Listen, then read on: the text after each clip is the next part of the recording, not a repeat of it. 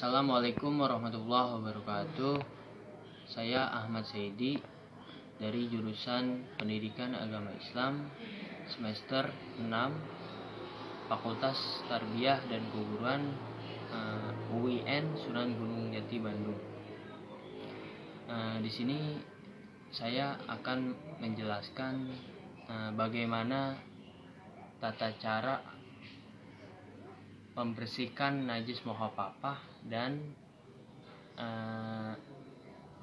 menjelaskan hadis Nabi, tetapi sebenarnya bukan hadis Nabi.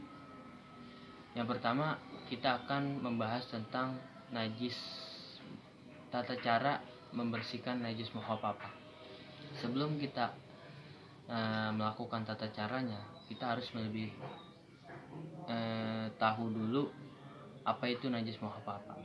Najis muhafafah itu adalah najis yang paling ringan, yaitu salah satunya najis dari air kencing bayi yang belum berumur 2 tahun. Dia belum makan apa-apa kecuali dari air susu ibunya, seperti itu. Selanjutnya kita akan mempraktekkan tata cara membersihkan najis muhafafah. Nah, di sini sekarang kita ada air najisnya, najis muhafafah. Yang tadi pengertiannya seperti itu. Yang kedua, ada air bersihnya untuk membersihkan air najis muhafafah.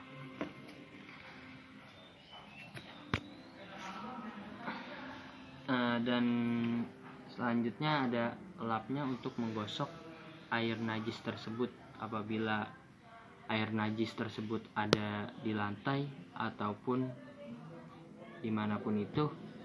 Nah, misalkan saya kasih contoh, misalkan air najisnya ada di lantai seperti ini. Pertama, kita gosokkan dulu air najisnya, kita gosok dengan lap. Karena ini lapnya lumayan tebal ya. Yang kedua, kita cipratkan air bersihnya ke tempat najis yang tadi. Lalu nanti kita gosok lagi sama lap yang sebelahnya. Karena ini lapnya lumayan tebal. Nah, mungkin seperti itu tata cara membersihkan najis muhafafah. Selanjutnya kita akan membahas tentang hadis Nabi. 2 hadis Nabi yang sebenarnya itu bukan hadis Nabi. Selanjutnya saya akan menjelaskan 2 hadis Nabi, tetapi sebenarnya bukan hadis Nabi. Yang pertama itu hadis tentang kebersihan, an-nazafatu minal iman. Perkataan ini sudah tidak asing lagi kita dengar, bahkan sudah tersebar ke masyarakat. Sebenarnya ini tuh bukan hadis. Makanya kita harus berhati-hati terhadap ungkapan tersebut. Apakah benar ia merupakan perkataan Rasulullah SAW atau bukan? Karena menyandarkan sebuah perkataan kepada Rasulullah namun beliau tidak mengatakan hal demikian, maka ini sebuah kedustaan. Dan kedustaan atas nama Rasulullah merupakan dosa besar yang pelakunya diancam neraka. Sebagaimana beliau bersabda, siapa yang berdusta secara sengaja atas namaku, maka hendaklah ia mengambil tempat di neraka. Hadis riwayat Bukhari. Adapun berbicara mengenai kebersihan, tentu saja Islam telah mengajarkan dengan pembahasan yang sangat detail.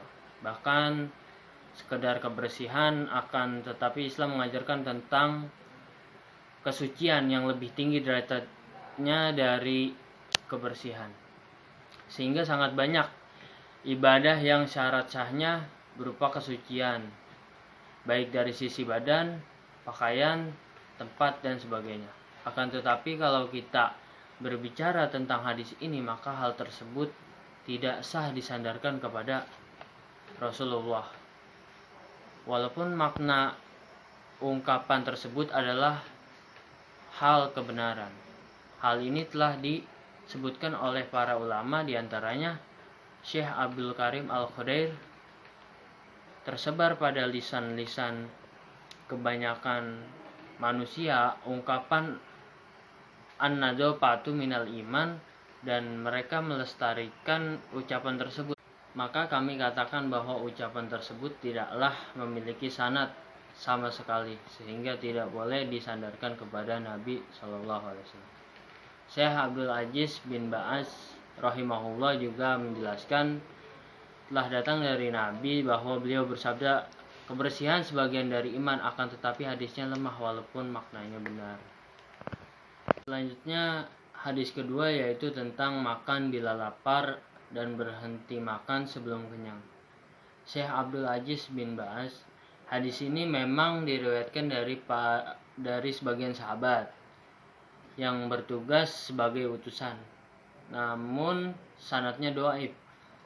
Diriwayatkan bahwa para sahabat tersebut berkata dari Rasulullah SAW, yang artinya, kita kaum muslimin adalah kaum yang hanya makan bila lapar dan berhenti makan sebelum kenyang. Maksudnya yaitu bahwa kaum muslimin itu hemat dan sederhana. Maknanya benar, namun sanadnya dhaif. Silakan periksa di Ja'adul Ma'ad dan Al-Bidayah wan Nihayah. Faedahnya bahwa seorang baru makan sebaiknya jika sudah lapar atau sudah membutuhkan, dan ketika makan tidak boleh berlebihan sampai kekenyangan ataupun rasa kenyang yang tidak membahayakan. Tidak mengapa, karena orang-orang di masa Nabi dahulu mereka pun pernah makan sampai kenyang, namun mereka menghindari makan sampai terlalu kenyang. Itu yang salah.